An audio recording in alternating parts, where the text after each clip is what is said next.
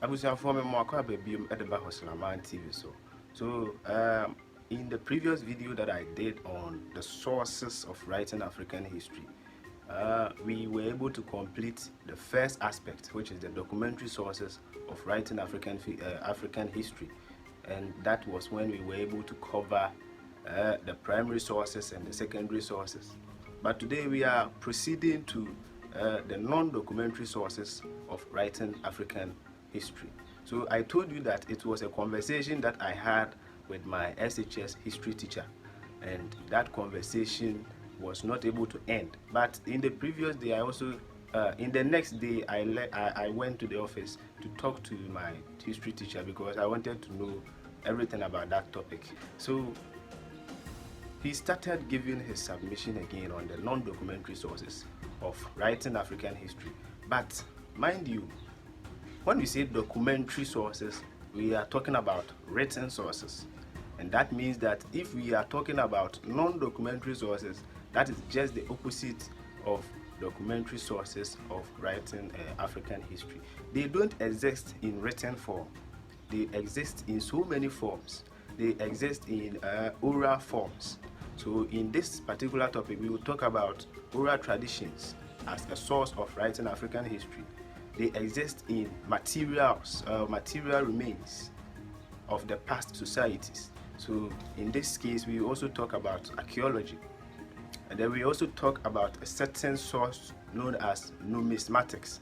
Numismatics, it is the study of coins. Coins are nananom agya no akyiri no. Kwa be na historians no be fa so a de saade no ebetwere oman na bakwasem. That is numismatics.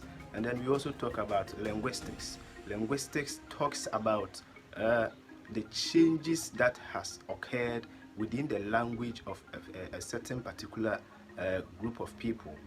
The various changes, taking a critical look at the changes that has occurred within the languages of a certain group of people, and then making meaningful analogy or discussion about that. So that is linguistics. We will talk about these four of the non-documentary sources. So let's first talk about linguistics. On say Kasa, you see in my previous video I said something about gay and how gay has been used differently within two particular times in the life of man in this world as far as history is concerned. So you see, you know, you won't be a on say youth no, some word has evolved within the youth known as ebefa. For so word by the 1980s, by the 1970s, by the 1960s, by the 1950s, backwards, that word wasn't there. But I didn't know any youth now. Yeah, I feel that yes, we are Bobrano. So word no away no be bracer. There are some socio-economic conditions that has encouraged the use of the word ebefa. You see, so if a historian wants to analyze the word ebefa and use it to write about the history of the state of the Ghanaian society within 2020s, within 2010s, and those times, he will be able to make a strong point by considering the economic hardships that the youth were subjected to within this period. So the linguistics studies the language, what encouraged the language to prevail within that particular society, and it will be able to analyze how changes has occurred within the society. Oman no my den dodo. Amanfo tu kwan frɛ oman nim. What I say? Amanfo opedwuma. Sɛ wokɔ nnwuma kɛseɛ industries ma, wobɛhu sɛ applications gu hɔ no. And this all can be included in the fact that saa word no, saa nneɛma we na betumi ame aka sɛ yes, these were the economic conditions that encouraged the use of the word ebefa. And the moment a historian starts to do that, the source is now known as linguistics, studying the changes in languages and then using that to understand or to interpret the state or the social or the economic conditions of a certain group of people within a certain period of time. I was for I can't word be. I can't word the Jinabu.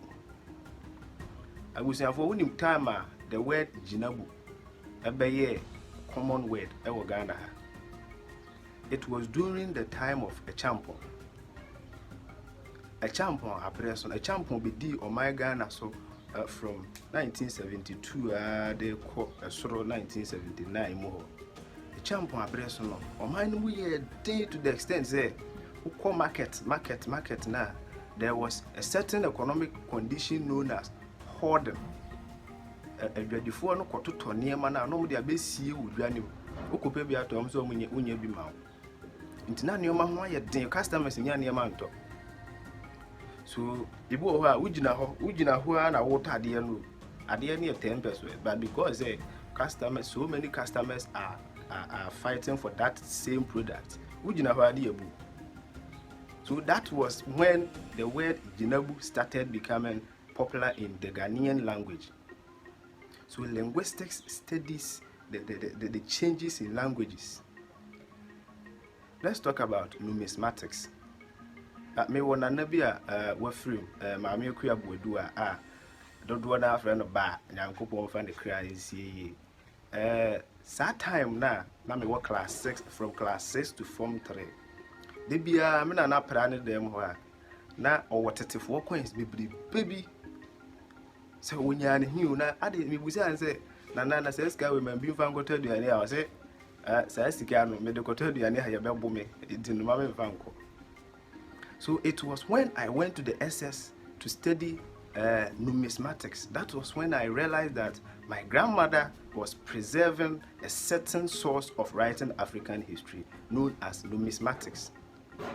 You see, most of the time, coins, it comes in a form of, I say, date to a coin. So, most pictures be the coins and so.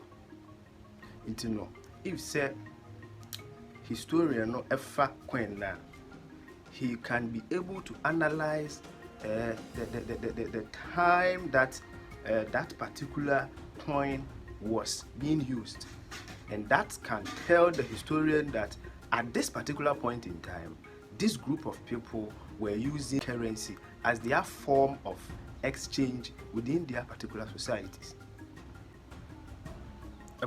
So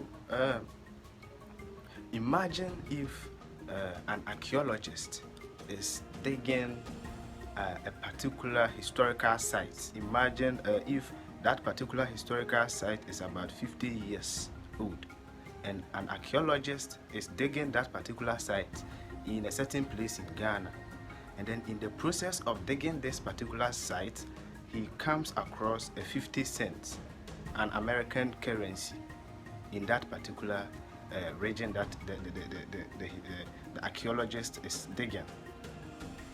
The meaningful fact you can make from this particular coin is that